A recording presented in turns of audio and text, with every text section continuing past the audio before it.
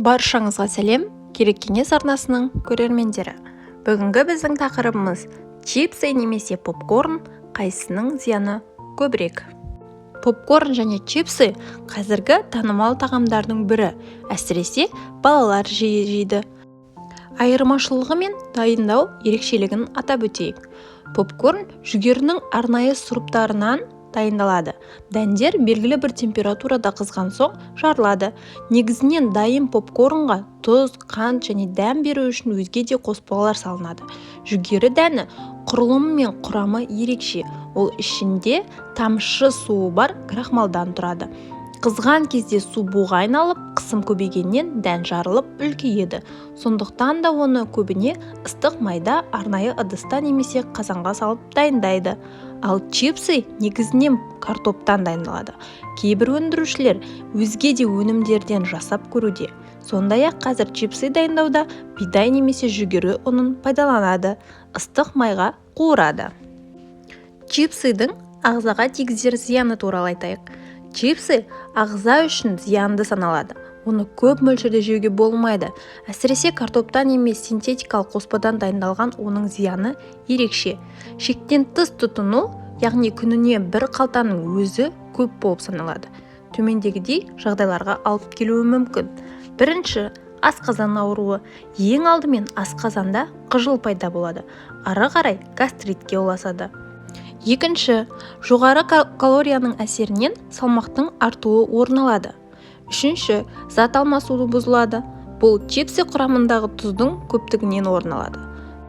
Төртінші, канцерогенді заттардың болуы онкологиялық аурудың дамуына алып келеді. Канцероген майды жоғары температурада қыздырған кезде түзіледі. Келесі, сүйектердің әлсізденуі және жүрек-қан тамырлары аурулары. Бұл чипсы құрамында натрий хлоридінің көп болуынан орын алады. Иммунды жүйенің әлсіреуі, бауыр немесе бүйрек жұмысының бұзылуы, ер азаматтарда жыныстық міндеттің төмендеуі, әйелдерде сүт безі ісігінің дамуы, қандағы жаман холестериннің жоғарылауы, көздің көруінің нашарлауы, құрсақтағы балаға да кері әсерін тигізеді. Ал енді попкорнның зияны туралы айтайық. Попкорн қауіпсіз азықтардың біріне жатады. Алайда оның да ағзаға тигізер зиянды жақтары бар. Егер попкорн тұзды болса, онда оның зияны чипсымен бірдей деңгейде. Тіс эмалды қабатын бұзады, сондай-ақ қызыл еттің бүлінуіне алып келеді. Тәтті попкорнды жиі жеу артық салмақ қостырады. Майға қуырылған попкорн ісіктің түзілуіне алып келуі мүмкін. Ал пеште салып, майсыз дайындаған жүгері зиянсыз. Қант диабеті мен бауыр ауруын өршітеді. Аурудың өршуі көміртегі мен май, қанттың көптігінен және түрлі дәм қоспаларынан болуы мүмкін. Үзбей жеген жағдайда асқазан ауруына ұшыратады, әсіресе балалар үшін өте қауіпті.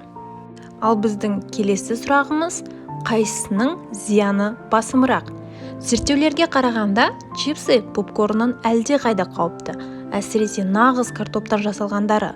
Мұндай чипсы ең алдымен асқазан ішек жұмысын бұзады және ісіктің пайда болуын әсер етеді. Попкорнның зияны аздау болғанымен, майға қуырылғанда да оның денсаулыққа тигізер кері әсері ұлғая түседі. Барлық талаптарды қатаң сақталса да, екі өнімде де шектен тыс пайдалану ағза үшін зиянды болып табылады. Достар, менде бар ақпараттар легі осындай. Ал сіз попкорн немесе чипсыды өзіңіз қолданасыз ба? Әлде балаларыңыз қолданады ма? Қаншалықты жиі қолданасыз? Комментарийға міндетті түрде жауап берулеріңізді сұраймын. Видео ұнаса, каналға тіркеліп, лайк басып, комментарий жазып, қоңыраушаны басуды ұмытпаңыздар. Сіздерге ұнады деген үміттемін. Келесі кездескенше қош, сау болыңыздар.